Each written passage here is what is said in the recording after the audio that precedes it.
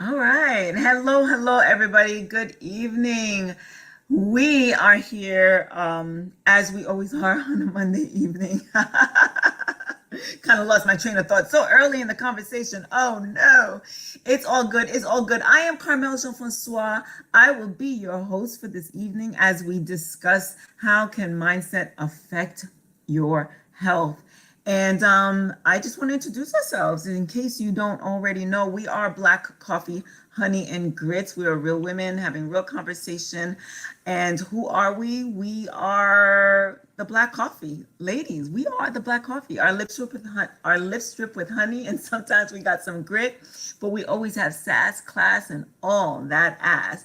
So with that, I'm gonna turn the microphone over to you, Maisha. Please introduce yourself.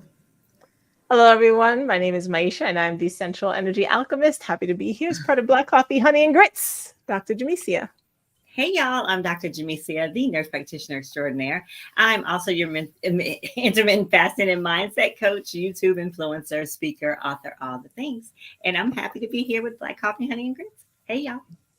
Hey, you guys. I am Shelly A. Carter, cross licensed real estate professional with real estate banking and life insurance licenses. My company is Housing Ministry LLC, and in that space, I help make home ownership attainable and sustainable by doing home buyer education, battling foreclosure, and just for fun because somebody's got to pay the mortgage. I like to talk about monetizing the house because it's just fun to do. All right, Carmel.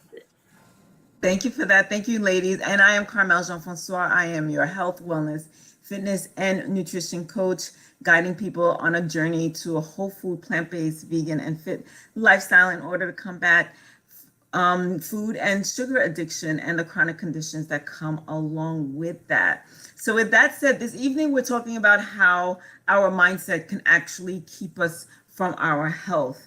And sometimes it's something so subtle and something that we don't even think about. We think about the foods that we eat, and we think about how much exercise that we're doing. But oh my goodness, why am I not as healthy as I need or want to be? And but we're not thinking about the fact that, our mindset and the way we view food and even our relationship to food, so many aspects play a part in our overall health and wellness. And it does not necessarily just have to do with how much we eat and how much we move, or how little we eat and how little we move. And a lot of it has to do with mindset shifts. Our behaviors will never change until our mindset is shifted, until we look at things in a different way. So often, if you turn your nose up at a certain way, a certain lifestyle, basically you won't give yourself the opportunity to enjoy the benefits that come along with that lifestyle. And again, I'm always talking that health has so much more to do than our food and our exercise. It's who we surrounding ourselves with, right? The toxins that we put on our skin or that we consume via drinking or eating, right? How much sleep do we get? How much stress are we finding in the workplace or even at home? And oftentimes we don't even think those things count. It's like, you mean I'm not losing 10 pounds because I'm stressed? What? Like, that doesn't even make sense to people. Another aspect of it is the education piece, knowing what affects our health in good ways and in bad ways. And as soon as we start to educate ourselves, as soon as we start to clean those things up, everything tends to fall into place. And I'm even talking about trauma. I was talking to somebody today. She looks amazing. She exercises all the time and she eats well, but she's always exercising and always eating she's always consumed, rather. She's very obsessed with what she eats simply because she's really running away from trauma. And she's come to realize that about herself. And at this juncture, it's for her to find the necessary help. But before that, there was a mindset there. I got to look a certain way. My scale has to read a certain number in order for me to be happy and healthy. And when she reached that point, she realized that that's all now people were recognizing her for, and that didn't make her happy. So she knew that something still has to shift. So I'm glad that she realized that. but how many of us are still like walking around in the dark? And I want to open it up to the group here, with regards to our mindset shifts. And there are other things that play a factor. I just did a Facebook Live, and I mentioned a few of them there. And for us to touch upon, I'm going to mention one: the fact that people think that they're healthy simply because they have not received a diagnosis. And that was me. I was walking around here eating all the sugar that I wanted, and said, "Oh, but I want some coffee. Oh, but my protein bars." No, sweetie, they're candy bars, and the label on there just says protein. That's all that was. And I just walked around thinking that, you know what? I proclaimed it. I practically bragged about it because I didn't look much different than I do now. So I was like, yeah, I'm addicted to sugar. Ooh, ooh, doo-doo-doo. Until I got a diagnosis. And then my mindset shifted completely. But why would we wait till our backs are against the wall? Sometimes it's just not realistic. It's things that we say a couple of things that are a little bit contradictory. Number one, we think that it would never happen to us. And number two, when it does, oh, it runs in my family. That's another mindset. We got to get out of that mindset idea that it runs in my family, instead of saying it runs in my family, so I'm going to make sure it stops here. Right. Mm-hmm. So I want to open it up to you all. Whoever wants to go first, jump in and chime in and talk about mindset and how it's keeping us from our health and how it affects our health. Look, it's a serious thing, right? That's tough. I mean, I feel that if we're thinking in terms of, and I say this a lot when I'm talking to people about intermittent fasting, like if we're thinking that I'm depriving myself from something, then it feels like punishment, right? If you say, I am doing this for my health, I'm doing this so I can live longer, be healthier, then that's a whole different shift as to how you approach life and what you do, not just with food, but anything. The people you're around, the job you have, the things you do for you, all of that, right? No matter how you go about life, if you're not thinking in a positive way, if you're not thinking or putting a different spin on something, then you're not going to stick with anything. Now, for me, like for when I doing no added sugar, girl, I was like, I'm just going to do this because she says this works. And, you know, I drink too much soda or whatever. So I've done it. And it's like, wow, I would have never experienced not waking up in the morning in pain. Get out of bed and just walk and not limp getting out of bed. So now I have a different education because I've tried something different. So now when I go to choose that soda, I remember the pain too, though. So I'm saying my mindset is forever changed because I know something different now. And even though I know what sugar does to the body, I know the inflammation, but it's different when you actually try it out.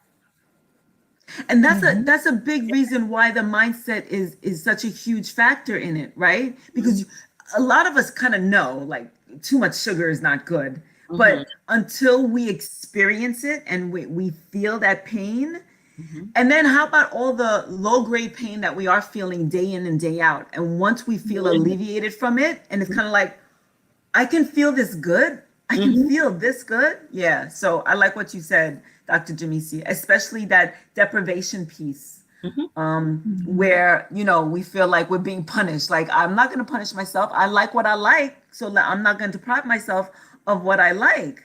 And that mindset piece can be very detrimental to our health and our health and fitness goals. Yeah. So thanks for that. Yeah. Seriously. I'll chime in and say, for me, it was just looking at myself in the mirror, knowing that I was not feeling like myself, knowing I would tell people that I always thought having a nervous breakdown was the people coming for you in a white coat, and that apparently Like that comes in a lot of different versions. And I could see my grieving for the multiple things I was grieving over. I could see it on my face, on my body, in my belly. I'm seeing my family be sick. I'm feeling myself saying, okay, I'm not happy or satisfied or any combination. And just saying, okay, what are you going to do about it? And a lot of the talking, a lot of being around different people, a lot of making a decision that I'm not accepting this for myself. And the process has been slow. It's been very slow. It hasn't been, okay, I'm going to fix my life now and I'm better. And that sounds really wonderful, but it's been super slow and painful and full of flip-flopping. Or well, maybe if I could just fix just this one thing, and if she didn't do this, I could, like, no. So I've had to really reflect and ask myself, what is it that I want? What feels good? And for me, the mindset was just prioritizing myself, because I made the excuse, okay, you see it. I know I see it, you see it, we see each other, right? Okay. As soon as I get the boy in school, as soon as I get mom out of the nursing home, as soon as fill in the blank, I'll focus on myself. And someone said, so you might not wake up tomorrow. You keep doing what you're doing, but these people you busy, doting on gonna be here, you won't be here. So make a decision. So I will say that is a little self-discovery, a little honesty, mixed with some tough love, and people being honest with me being honest with myself, and being willing to work through it. Now, you said, Carmel, yesterday, I'm not shy. I can be, but right now I'm just very comfortable saying whatever I feel like saying. Because, you're just to that point. Yeah. Yeah. It's like, yeah, I feel like I have the senior mouth. Like I'm over 50. I'm officially over 50. I'm at 55. I am now legally allowed to say whatever TF I want to say. I don't, and I said WTF because that's what I feel like saying, because I don't want this to have to get edited. But when I started having more honest conversations about myself, about what I wanted and what I would accept, that was the start of me making changes. I really started realizing that I was accepting the crap. And there's videos going around saying, people will treat you the way you allow them to treat you. People will treat you the way you treat yourself. When I realized I wasn't treating myself well, I was like, oh yeah, no, we gotta fix this. Mm-hmm. Yeah. I'm sorry. No, go ahead. I was just saying, I love what Triple J said here. The process is long, but it needs to be. Right. That part. And I wrote it down too. The process has been slow. So thanks, Triple J. And that process is slow, but you getting to a point where you came to realize that things need to change, that was slow too. That didn't happen overnight. Right. And so we've been fed from this diet culture. We've been fed that, 30 days to the new you, right? 30, 21. How about it? 21 days and change your habits and get a new body, the body you've always wanted. Wait, what? It took me umpteen years to get here, and you're promising me something completely different in 30 days. So that's another mindset shift. So thank you for that. Yeah, so that's what I wanted to bring up. Maisha, did you have something to say? Yeah, and I come from a different perspective than I think a lot of folks do, just because I look at it as a holistic and a spiritual perspective. So I don't look at the mindset shift, and I think when people think health, they're always only thinking food. But health is so much more than that. Food is part of your health, but it's not your health. So when I think about people changing their lives, because that's really what we're talking about, is people changing their lives. And I think about what Shelley said about fixing. and this idea that we need to fix ourselves because something is wrong with us. I'm always interested in people accepting who they are, where they are, understanding their journey, understanding their traumas or adverse experiences. And from there, other things naturally begin to change. So your food, and this is it, the reason why this is important is because this is not true for everybody. Some people need to work with the food first, and then they start to feel better about themselves. And I'm interested in people feeling better about themselves. And then from that point, your food naturally changes. When you love yourself, you don't want to eat a certain way, but people will try and eat a certain way and still, to Carmel's point, not love themselves. Right. So I'm interested in, are you to the place where you can put yourself, to Shelley's point, as the priority? Can you see how important it is for you to choose a lifestyle that allows for health in your body, your mind, your spirituality, your relationships? Because it doesn't make any, you could be eating great, but if your relationships are crappy, you're still under stress, which means you're still going to develop some type of ailment, because stress is the underlying factor for all of it. So if you're going to choose your food carefully, well, choose your people carefully, choose your jobs carefully, choose, your surroundings carefully. I just see it as all encompassing when we talk about health, and I look at it from the root issue up in terms of people shifting their lives. Yeah, I love. Go ahead. No, Go ahead, I was Janicia. No, I was just going to say, and to Maisha's point, when she talked about the stress piece and all that, we often say something like, and I've done it, well, I'm stressed out, so I'm going to treat myself. Right. I'm going to treat myself to a Coke and fries. I'm good at that. I'm like, you know what? I've had a rough day. Right. But And then see, right. Go ahead. So then I wake up the next day and I'm like, my pain is back already. Like what? Yeah. Right. And see, I do that. And I know I'm going to do that, but I'm not angry at myself for doing it. Yes. Right. And I won't beat myself up for doing it. I understand. So one of the interesting things is that for some people, hence the addiction to anything, that it fills in a need that their biology can't fulfill.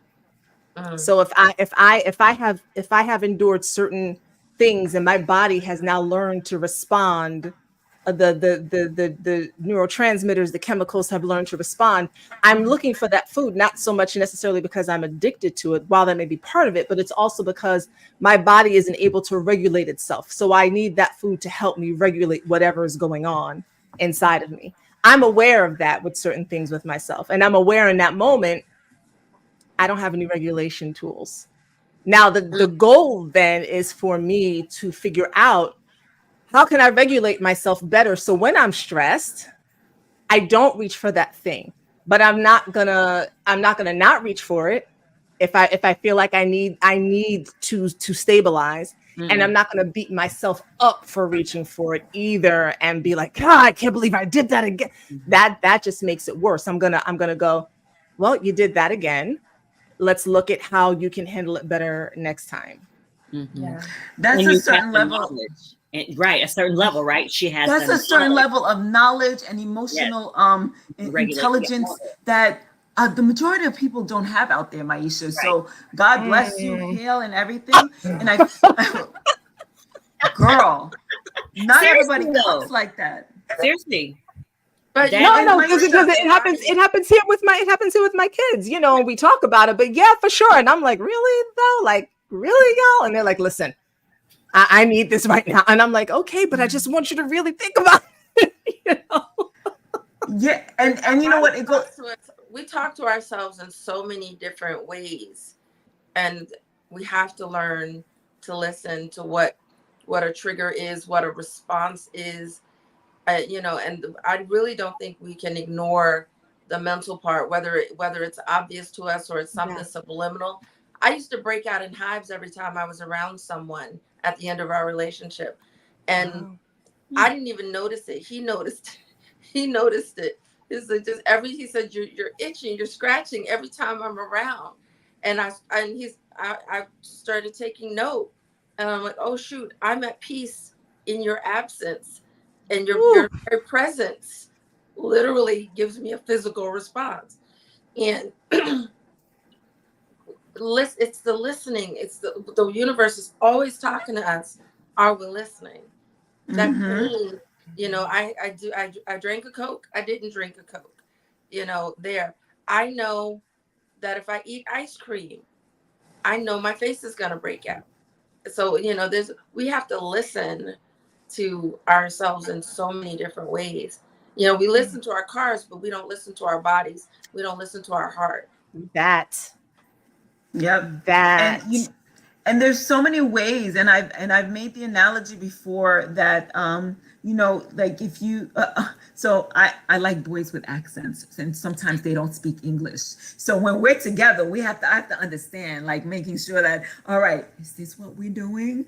And we have to learn to read each other, because I'm not doing sign language in another language either, right? So we have to learn how to read each other and understand what we're trying to say to each other. Understand the vibe and the feeling, and there's a certain connection that's involved, and we've lost that connection with our inner being, right? We were born with it.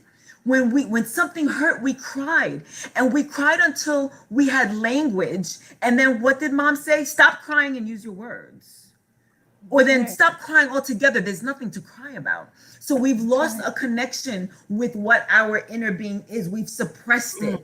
I'm hungry, mom. You're not hungry. It's too soon. Right. Or I'm not hungry, mom. You're gonna eat anyway. Right. So we've lost the connection. We've learned to muffle it or quiet it down or not trust it, because the people that love us in our lives told us that that's false. Whatever your body's telling you is false. Right. And so it's about reconnecting and understanding that our body's speaking this language that we once knew how to understand, but now we have to relearn it again. And we do have to pay attention and stop and reflect. And oftentimes when one of my clients come to me and says, well, Carmel, I did something that I didn't want to do last weekend. I had pizza or whatever it is. I often ask, well, what did you feel before, during, and after? How did you talk to yourself? And what was the conclusion? And let's deal with that. Never mind the pizza. Right.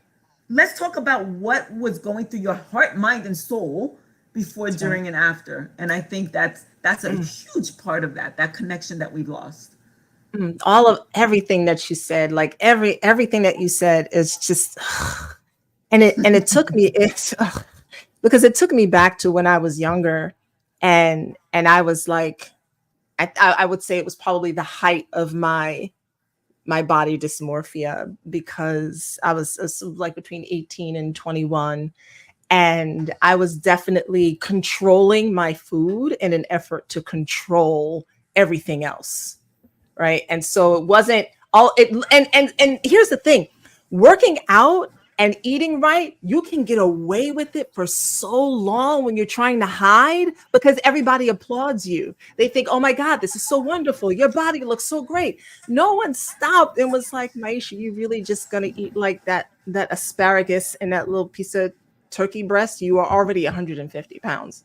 Like, nobody was like, Maisha, you need to work out twice a day for that long. It's applauded because this is what everybody wants to do in society. But I was doing that, and I was so, and it's probably why I am the way I am with food and people now, because my experience was it's to Carmel's point about the woman she knew. I was trying to control. It was the only thing I could control.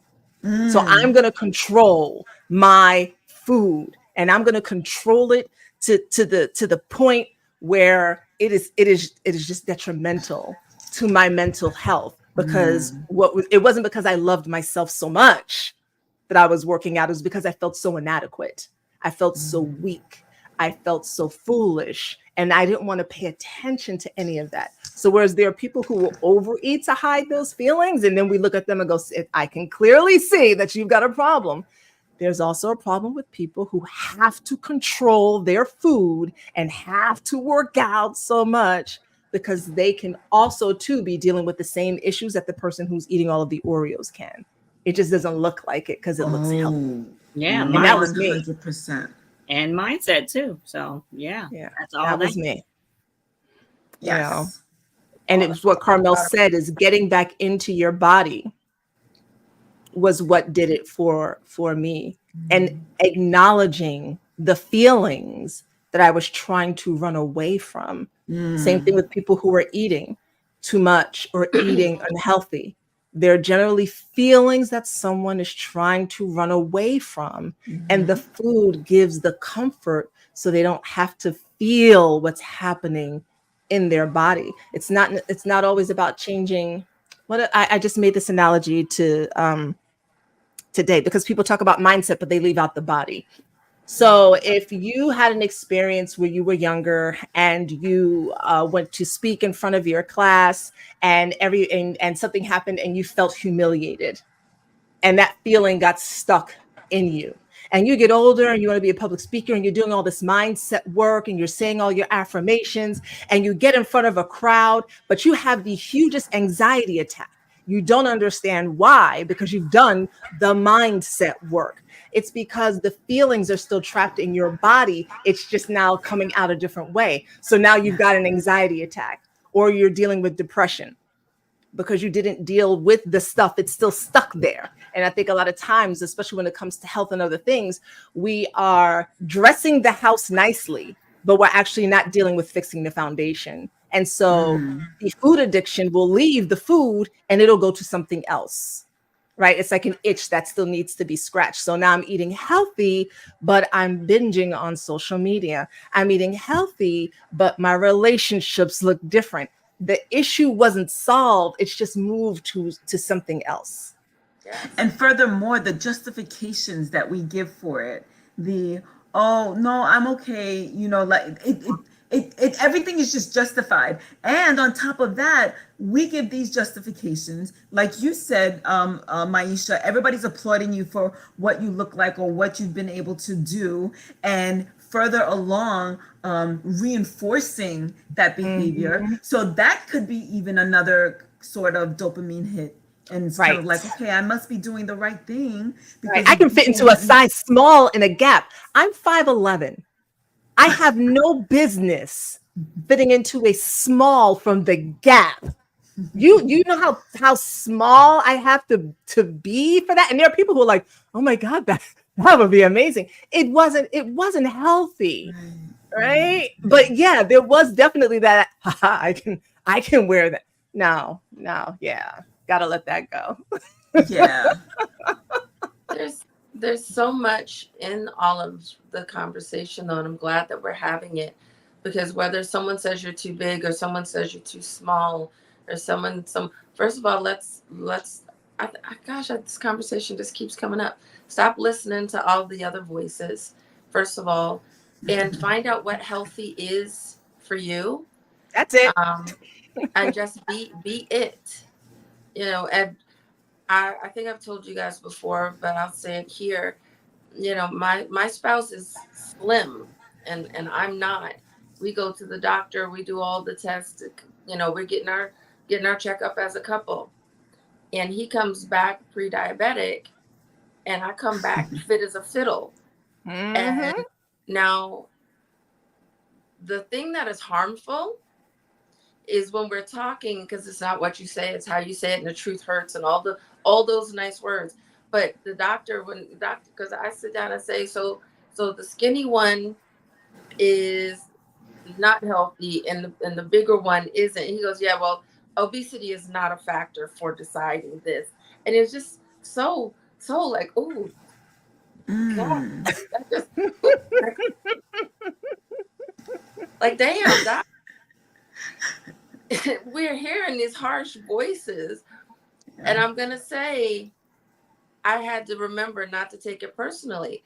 That's the term. It's called being obese. I'm obese. He's not trying to hurt your feelings. He's not trying to do nothing. He's using the language. And if we're letting people say things, and we're letting all of these voices send us to, well, he already see the man calling me obese. Well, if I'm fat, I may as well go get a pint of ice cream and a spoon. What does it matter? I'm fat already. That's not the move.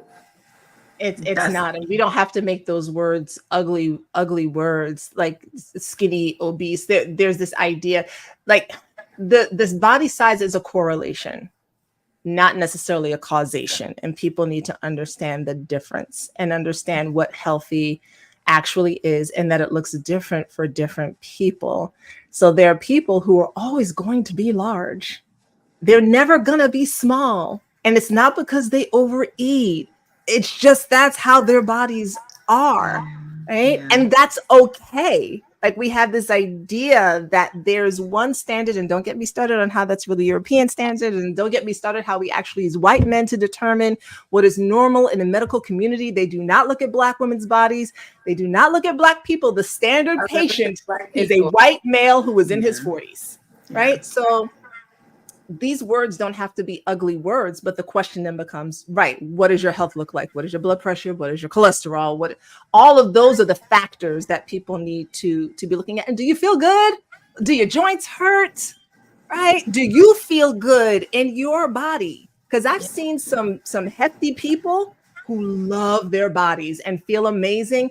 And I've seen some slender folk who are constantly berating themselves all the time. Yeah. And for those of us who are mothers, if we don't feel good about ourselves, how in God's name are we going to have our babies feel good about themselves? We're telling them, oh, baby, you're beautiful. Don't let them tease you. There's nothing wrong with you. But we don't believe that for ourselves. That's right. Yeah. And my daughter reminds me often. She reminds me. Okay. Yeah. Yeah, that piece about, you know, what does what's healthy to you. When I first started CFIT coaching, that was my tagline. I want to see your fit. Like, what does fit look like for you? And let's get you there in a healthy way. That's what I used to always say. Yes. Because that's so important, right? Because I look the way I do, but I always say I'm built like a 12-year-old girl, right? And Black women don't want to look like that. They're like, no, I want to keep my hips, right, Dr. J, right? Like they're like, no, I don't want to get rid of this. I don't want to get rid of this. And so I came to realize and understand. And I got to tell you, like in high school, I was just like, well, where's the ass that I was promised as a Black woman? Like, what happened to it? So I'm like, listen. We all don't get that lucky. I will tell you right now. I'm telling you, I think I said it before. I say it again. When my boyfriend from when I was younger came back and saw me when I came back to New York, he was like, "Where did that come from? That was not there before." I was like, "Okay, well, it must have been the children, because no, there was nothing happening. I was just not gifted." Not me. I always had curves. Yeah. Okay. No, Like, okay, I had everything just so that we're clear. You know, I like my sugar because my sugar gave me my poofy things. But other than that, I woke up on 13 with a little waist and a big butt. Like I had shape, and then everything just like overnight. I went to sleep and it was just like, hello, little Black girl. And we're shaped how we shape. But I like what Victoria was saying. She said, right, are you healthy? In Kenya, big was prestigious. Wow, I can't read. I had a rough time in high school, and gosh, it was rough. Yeah. Girl, I know you're high school is just rough, period. Like, never mind, add the cultural pieces onto that, right? Right. And like being torn, like, okay, these dudes like me, and these dudes are like, oh baby, we gotta get some meat on them bones. Right. And I'm just kind of like, oh man, like, what now? Did we all go to mixed schools? Did we go to Black schools? Did we go to white schools? You were mixed. What about you, Dr. J? White and Black. It was mainly mixed. I'm mainly good mix, but mostly white. Well, yeah, I was white. Mine was on and off. It was Black, then it was white, then it was Black, and then it was white. Yeah. I ask because we're talking about that mindset. And every now and then when I'm moving through, I look at my prom picture, and that, and which the dress is in the other room, which my leg fits in so nicely. She said my leg. and and I have one leg and one arm, fits wonderfully, looks great from one side. But that little girl thought she was fat. Yeah. And that constant beating from an early age, I really don't know how my mindset couldn't have gotten twisted with so many influences from so many people. It's like, and I literally have these conversations with, as you guys know, my very healthy little boy who's in the same grade with children who look to be 2/3 his size, some half his size, and they're the same age. And it's like, maybe there's nothing wrong with you. Right. Maybe we could tweak a few things, but no matter what mommy does, no matter what you do, you are going to be thicker. And that's right. Look at your daddy. He changed the height. He's shaped like his daddy. So look at your daddy and look at yourself. That means nothing's wrong. Don't look at them. Look at your family. It's hard. And this is what your family looks like. And it's hard. It's hard getting that in his head. And right here at this young age, he's about to be 9 in a few days, and he's already thinking, I'm too big. Oh, see, I think it's beautiful that he has that in, like, that he has that in you, Shelly, that you are whispering in his ear that he's okay. And growing up, being a twin, you're already compared. You're already compared. Everything you do, say, how you look. And ever since I'm little, I remember hearing that I was the fat twin, or I was the chubby one, I was the bigger one, and nobody whispered in my ear that I was okay. I remember hearing my aunt tell my mother to put me on a diet. I didn't even hit puberty yet. I was a baby. And I feel like, first of all, I feel like everybody should have a therapist, some mental therapist, mental professional. But I feel like there's probably trauma stuck in me somewhere, and that's why maybe I hit the fitness so hard, because I remember when I started slimming down, and everybody all of a sudden was giving me this glory, and I was like, ooh, I like this attention. Yeah. And then, listen, Carmel was born. So I feel like I want to see a picture of you when you were younger. We're gonna look at that picture and be like, you have got to be fucking kidding me. Yeah, I'm sure. But that's the thing, right? I was never fat, never near it. Never. No, I can't even see it. The comparison between me and another person. Yeah, you're the whole 7 pound difference. Right. And that's what did it. And yeah, and that's important. Mm-hmm. No, because that really affects a lot of people. Yeah, it really does. Comparison, right? Comparison to society. Comparison to Caucasian women. Comparison to whatever. It gets in your mindset. It really does. When I looked in the mirror, I saw the chubby girl. I saw her. And it takes a lot of reworking of that, you guys. Even though we may think we're completely over it, again, until we come into a situation, it's like, ooh, I still need to deal with this. I still need to work on my mindset. I do. Yeah. So yeah. Well, it still happens to me, and like I said, my daughter will catch me on it, and it doesn't happen as much as it used to, but it's almost impossible to escape it in this society, to not look at your body. And then let's not add on aging to the mix, right? Because my body's doing what it's supposed to do, but society's looking at me like, ugh. And it's like, but my body's doing what it's supposed to be doing right now. But Maisha, I want to tiptoe into your lane, because I want to know how Mr. Whoever, because I know this is widespread. I'm feeling my menopause. I'm feeling my poor diet. I'm feeling my extra pounds, and you want me to get naked? Who wants to get naked when you feel like a whale, and he purchased the stallion, but now you've turned into a whale? You don't feel sexy. And that's something that's got to get into the mindset, because I know I have had men who only like that big girl, Mm-hmm. and or that true die hard till death do you part. Like, baby, we gonna go through this and change through this together.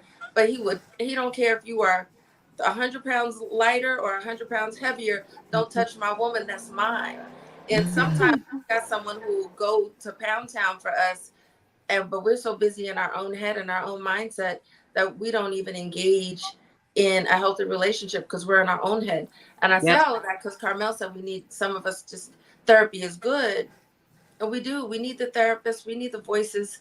We need these nasty, seeming conversation pieces, because I know a couple people, and I have had my moments, but I've heard the conversation over and over again. Yeah, we're saying he doesn't want me, but it's you don't want you. You're looking at yourself and you're not liking you. So you've decided that don't nobody else like you. Right. Okay, Yeah, that so part. tell them come see me. No, and That's in the right. meantime, in the meantime, yes, that does require a shift. And my first boyfriend, I broke up with him because I thought I was too fat. Mm. Right. Wow. For him, I thought he wanted someone smaller. I done already told y'all I was, and y'all have seen me in person. I done already told you I was 150 pounds. Okay. So I even, and he was like, what are you talking about? But I had decided in my mind that he deserved someone better. And so we do that as women. We are harder on ourselves than anyone else. That's a whole nother conversation, because the reason that we are harder on ourselves as Black women is because they like to keep us there, because that way we can stay not in our power and we can just be stressed out and die early. But that's a whole nother issue. What I will tell women is it's not about you being a whale, because you're not. And it's about enjoying your body. Just the fact that you are alive and you have this body.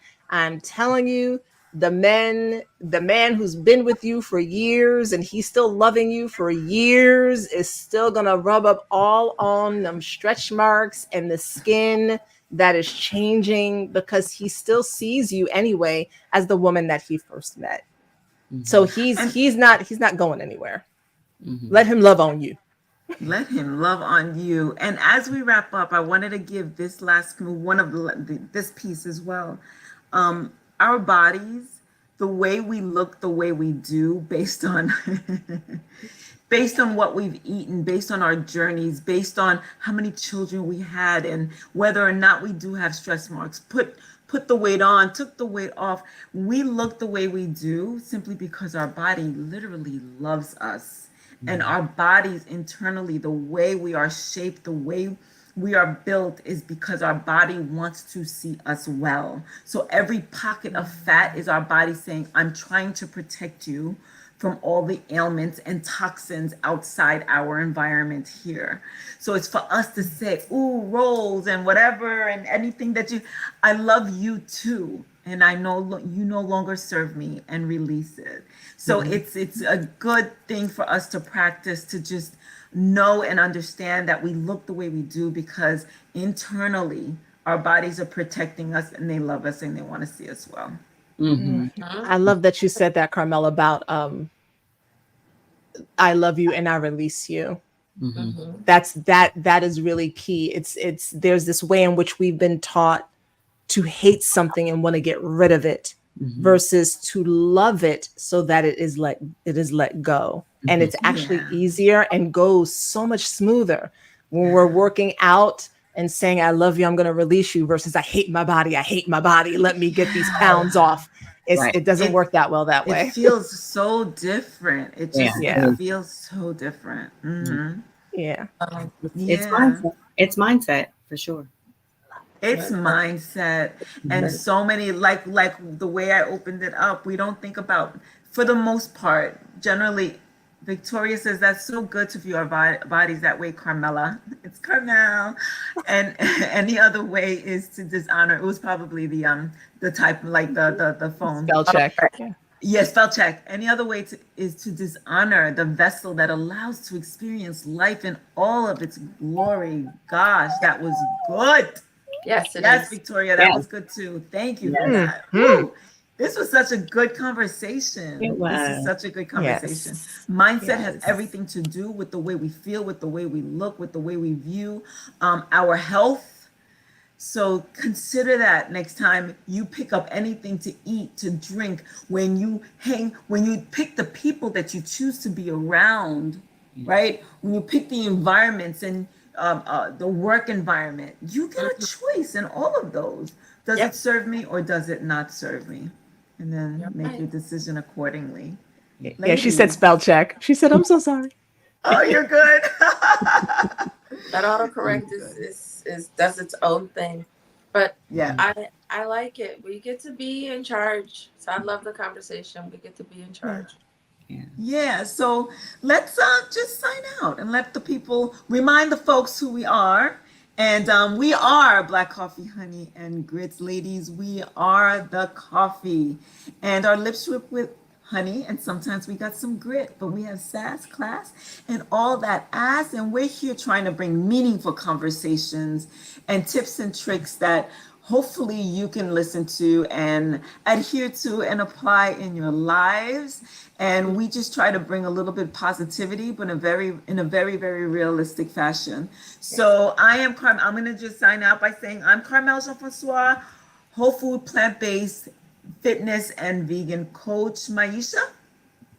I am Maisha. I am the Sensual Energy Alchemist. I am an intimacy coach, teacher of sex magic, and I love this conversation. And I'm Dr. Jamesia, the nurse practitioner extraordinaire, and I'm your intermittent fasting and mindset coach.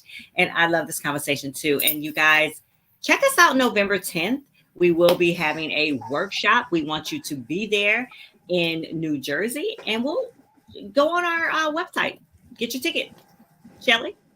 I am Shelly A. Carter out of New Jersey. I will be hosting our event, so I'm looking forward to seeing you guys there. I am cross-licensed real estate banking and life insurance. For all of the giggles, I like talking about monetizing life. So when you come in, I will be talking about something that has to do with one of my licenses or some way, some idea on how to monetize life. And if you want to know more and get involved and be a part of our think tanks and masterminds, please join our mailing list. Let us get you little bits of us on a regular basis. Be a part of our community. Get into our Facebook group. And yes, when we have events, reach on out to us. We will very soon be sharing, hotel information and greater details about what you can expect when you become a part of Black Coffee, Honey, and Grits. Oh, speaking of becoming, don't forget to join our Facebook group. We have a Facebook community. Click the link there. We do. Yes. Okay, yes. And you heard it. November 10th is our workshop. What did we call it? We call it Grits and Grace. Grits and Grace. Grace. Grits and Grits and Grace. Grace, because hey, it might get a little bit of gritty, get a little gritty, but it's gonna be a lot But of there's grace in that room. Very much. So we're find getting out a little together bit to more about brainstorm. it. Yes, 100%. So find out a little bit more about it, and thanks for hanging out with us tonight, y'all. So with that, I think we're good. We'll see you good. same time, same place, Wednesday evening. Wednesday evening, 6:30. 6:30. Bye. Ciao, ciao.